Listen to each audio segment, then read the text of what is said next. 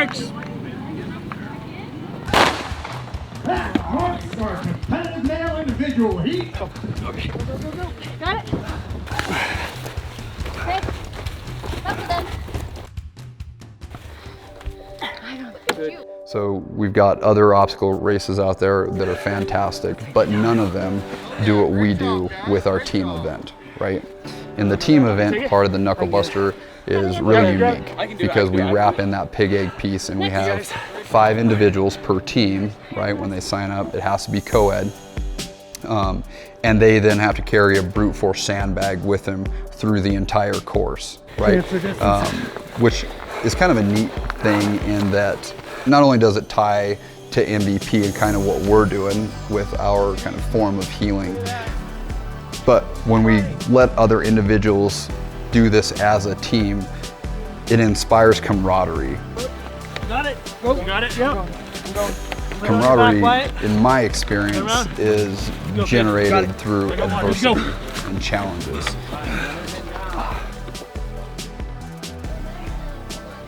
You got this, guys.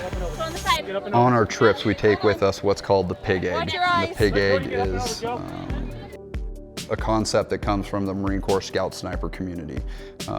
A pig egg, when you're going through basic sniper school, is usually a rock or a sandbag that usually weighs anywhere from 35 to 50 pounds. You put that in your pack, and the idea is that it's going to incur suffering, right? It's going to make your pack heavier and more challenging, and the idea behind the pig egg is that basically they want to wash out anybody who can't hack it, right? So with that kind of idea, we came up with the idea of the pig egg.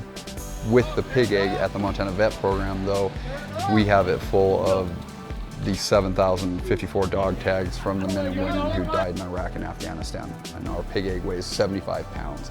It's a walking memorial. Every dog tag has the individual's name, date of death, branch of service, hometown, and operation that they died on.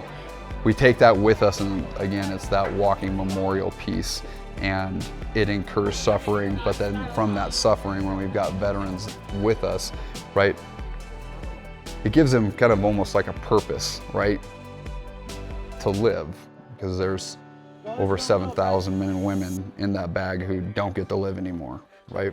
And so it kind of provides a little bit of context into the idea that, you know, we can keep going and keep moving forward, right? Because they can't. When the teams take on the course, this year they take on the mountain, right, up here at Showdown. They're not only taking on the elevation gain and all the obstacles, they've got to work together as a team to be able to get that pig egg. It's almost like a 6th man to their team, right? We almost kind of see it almost as more of like a medevac kind of practice, in that you've got a down man and you've got to get that individual through the entire course, right? And you can't do it alone. You rely on each other, right, to be able to pick each other up, motivate each other.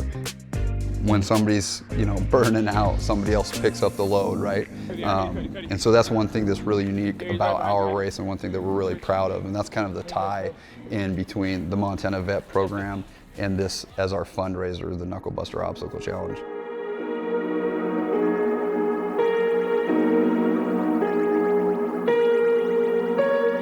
So first year at Showdown with the Montana Vet program Knuclebuster Obstacle Challenge. We feel it went amazing. Again, we had a greater number than the previous times. Having the infrastructure of Showdown and a known location definitely helped us with that.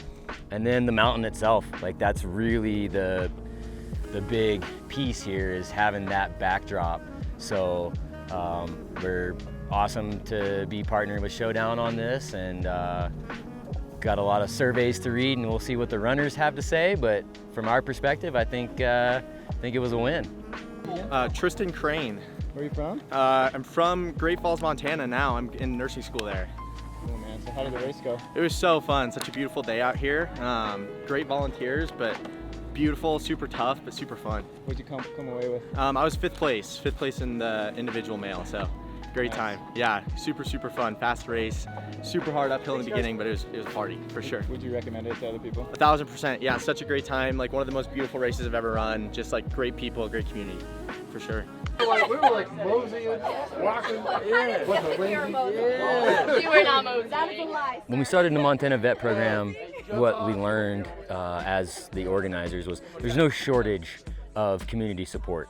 The volunteers that we have out here building this for the week prior and then days following, excellent opportunities for community engagement, and then the event itself, it gives people that that high mark on the year, right? Like it's not meant to be easy by design, right? We want people to experience that degree of difficulty where personal growth occurs, and you know, being Marines, we have a little bit of insight on the suffering package, so we're just trying to dole a little bit of that out and give everybody the opportunity to come out here and be part of a community that I've learned as the obstacle challenges go, and they really do foster the team spirit. So that's what we want to see more of. You know, everybody wants to see that more in their daily life at work, and that play is that team effort and helping people do things. So this really drives that home under a time crunch with additional weight and a little over 1,000 feet gain of elevation. So I think we got the right venue for that. Anything else you want to add? Thanks to Smith and Rogue. Guns out, guns out! Get some!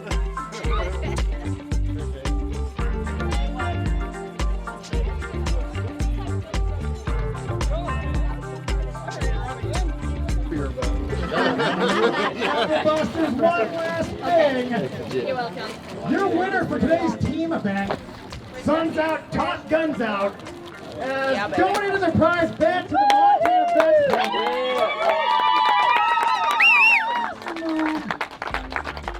Thank you so much. Yeah, nice job. Thank you. That's awesome. Nice work, You guys learned that. Everybody, be safe. All right, we got to get one more picture here, just the two of us. Yeah. You want a picture? Yeah. Get in there. Okay, hang on. I'm videoing right now. Love it. Yeah. Yeah.